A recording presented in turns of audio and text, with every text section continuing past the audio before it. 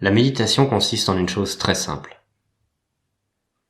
Visualise ce verre d'eau comme étant ton esprit. Toute ta vie, ce qu'on t'a appris, et ce que tu fais tous les jours, c'est ça.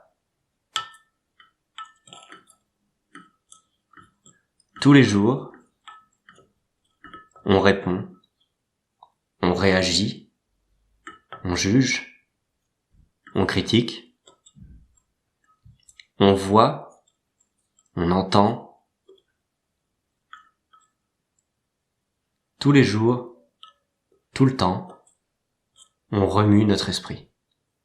On l'occupe. La méditation consiste en une chose très simple. C'est simplement faire ça.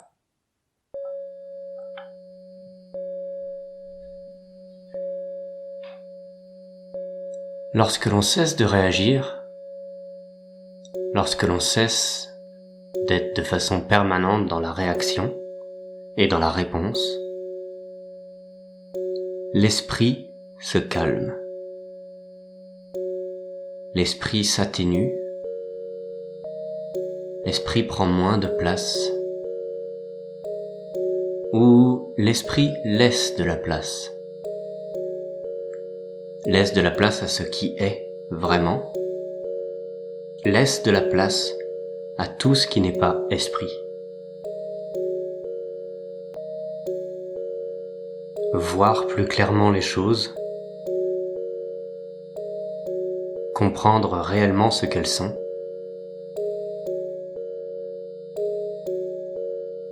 voir les choses telles qu'elles sont vraiment, et non telles qu'on les pense. C'est ça, méditer. C'est simplement faire de la place au calme, au silence, à la sérénité, mais surtout faire de la place à ce que l'on est vraiment.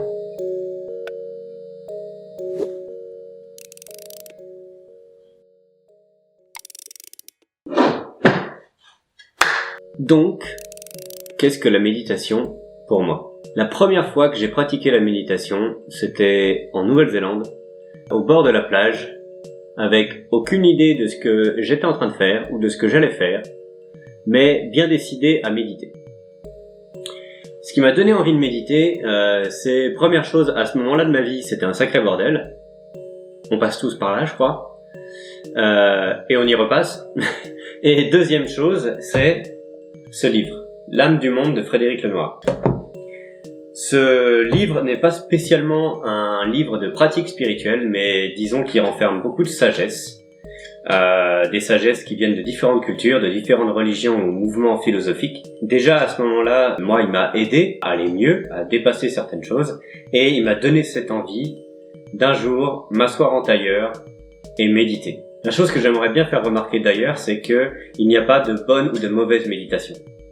Même si on a l'impression qu'on ne médite pas du tout, qu'on n'y arrive pas, qu'on a la tête qui est très bruyante, qu'on n'arrive pas à se concentrer sur sa respiration, sur un son, sur quoi que ce soit, on est quand même en train de méditer. À partir du moment où on a l'intention de méditer, c'est qu'on est en train de méditer.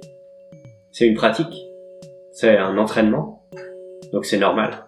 Suite à la Nouvelle-Zélande, quelques années après, je suis parti en Australie. J'ai continué entre les deux à méditer légèrement de temps en temps, mais c'était toujours en autodidacte et assez bancal. Lorsque j'ai été en Australie, j'ai rencontré là-bas un enseignant spirituel. Et lui m'a vraiment montré différentes pratiques. Il m'a montré les différentes formes de la méditation, il m'a montré les enseignements qu'il y avait autour, que ce soit des enseignements qui viennent de l'hindouisme, du bouddhisme ou même d'autres mouvements. Et ensuite, pour ce que cela apporte, je l'ai découvert par moi-même. C'est pas lui qui m'a montré ce que ça apportait, ça c'est moi qui l'ai trouvé. Et d'ailleurs, c'est quelque chose que je rappellerai toujours et qu'on m'a toujours rappelé, c'est essaye et découvre par toi-même. Encore une fois, ce que je suis en train de dire là, c'est ma propre expérience. Découvre-le par toi-même. En rapidement, l'enseignement que m'a transmis Rumi, cet enseignant spirituel, a été retourne à ta respiration et retourne à ton cœur. Quelle que soit la situation, en fait, tu peux être en méditation. L'intérêt de la méditation, c'est pas seulement de prendre 10 minutes, une demi-heure ou une heure par jour et de méditer et de faire comme si de rien n'était le reste de la journée. Ce qui est incroyable avec la pratique de la méditation, c'est qu'en fait, tu peux l'apporter à chaque instant de ta vie.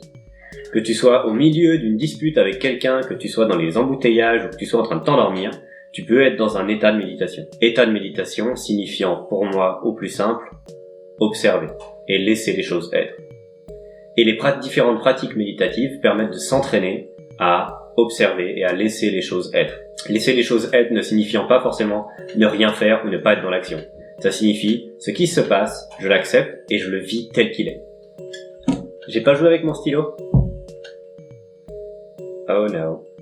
Et paradoxalement, lorsqu'on commence à observer à travers les pratiques méditatives et à voir plus clair dans son propre esprit, comme on a vu avec le verre d'eau, ça nous permet de prendre de la distance avec nos pensées. Une métaphore qu'utilisait souvent Rumi, une autre que j'aime bien, c'est celle du ciel bleu et des nuages. Toi, ce que tu es, moi, ce que je suis, ce que nous sommes, c'est le ciel bleu. Les nuages, ce sont les pensées. Et lorsqu'on les observe, on se rend compte que les pensées, les émotions et même les ressentis ne font que passer. Ils ne restent pas, ils n'ont pas de temporalité, ils n'ont aucune accroche sur nous. C'est nous qui n'arrêtons pas de nous y accrocher. Ou on les repousse, ou on s'y accroche, ou on les repousse, ou on s'y accroche. La méditation permet de créer cette distance et de créer simplement ce détachement pour voir qu'on n'est pas ce que l'on pense, mais qu'on est bien au-delà. Des méditations, il y en a une infinité. On peut peut-être essayer de les classer en différentes catégories. Moi, je me suis aperçu qu'il y avait surtout 3 méditations que moi je pratiquais, ou pratiques spirituelles que je pratiquais. La première est la méditation de pleine conscience, Vipassana par exemple, où on se concentre sur la respiration et on est vraiment dans cette observation de l'esprit et on le laisse simplement se calmer. La deuxième catégorie, je dirais que c'est les méditations du corps, ou des sens. Des méditations qui vont généralement être assez guidées, qui vont avoir un rythme, un déroulement particulier. Par exemple le body scan, où on scanne notre corps en se concentrant d'abord sur nos pieds, ensuite les chevilles, les genoux, les jambes, le bas du corps, le haut du corps, les bras, la tête. Et la troisième catégorie que moi je pratique, c'est les mantras. Il est dit que le chant de mantra est une science vieille comme le monde, et c'est aussi et surtout une pratique spirituelle. Si ça t'intéresse d'en savoir plus sur les mantras, dis-le dans les commentaires, il y a sûrement beaucoup de choses à dire dessus. J'en connais quelques-uns que j'utilise presque tous les jours.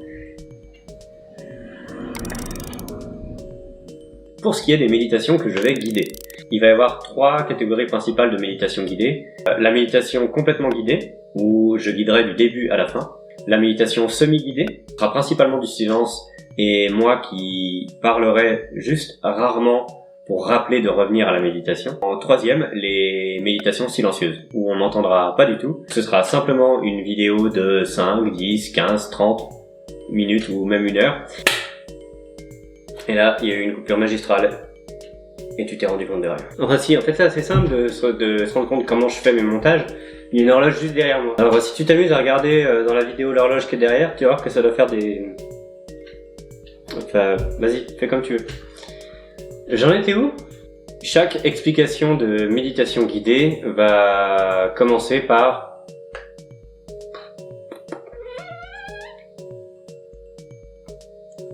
Ouais, elle va commencer par ça, ouais. Ooh, it's pretty transparent now. Very good. Like the mind. It's transparent. À chaque explication de méditation guidée, j'indiquerai au début dans quelle position s'installer. Position en tailleur, position allongée, même debout. J'indiquerai aussi si elle doit se faire les yeux fermés, si elle peut se faire les yeux ouverts.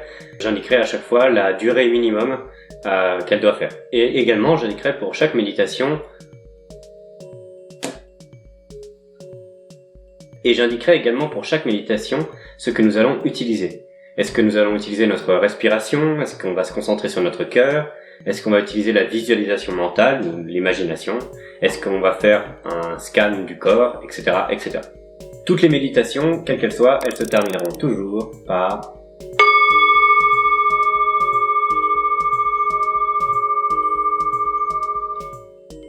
Encore une fois, la façon dont moi je transmets des méditations, c'est la façon dont elles m'ont été transmises, que je revisite à ma façon, comme nous le faisons tous quand on apprend quelque chose. J'espère de tout cœur qu'elle vous apportera de la lumière sur des zones d'ombre si vous êtes déjà en train de pratiquer la méditation, ou si vous ne la pratiquez pas, j'espère que ça va vous donner envie de le faire. Je peux revenir sur les choses qu'apporte la méditation, mais il y a une liste qui est aussi longue qu'il y a d'êtres humains sur Terre. On va tous y trouver quelque chose, on va tous y trouver un joyau qui nous est propre, ça n'a pas de prix.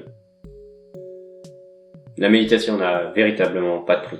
Que ce soit dans des moments de calme ou de bien-être, ou dans des moments où c'est l'inverse, il y en a ras-le-bol, il y a quelque chose qui va pas, j'ai la tête qui est trop bruyante, je veux tout plaquer, je me sens pas bien. Dans les deux cas, la méditation va apporter le plus grand des bénéfices, à savoir l'observation, encore une fois. Merci d'avoir écouté, pose des questions, fais des réflexions dans les commentaires. J'en ai reçu des superbes sur la vidéo perdue, le petit métrage. C'est grâce à ces commentaires que moi, ça va nourrir mes prochaines réflexions et qu'on va pouvoir échanger ensemble.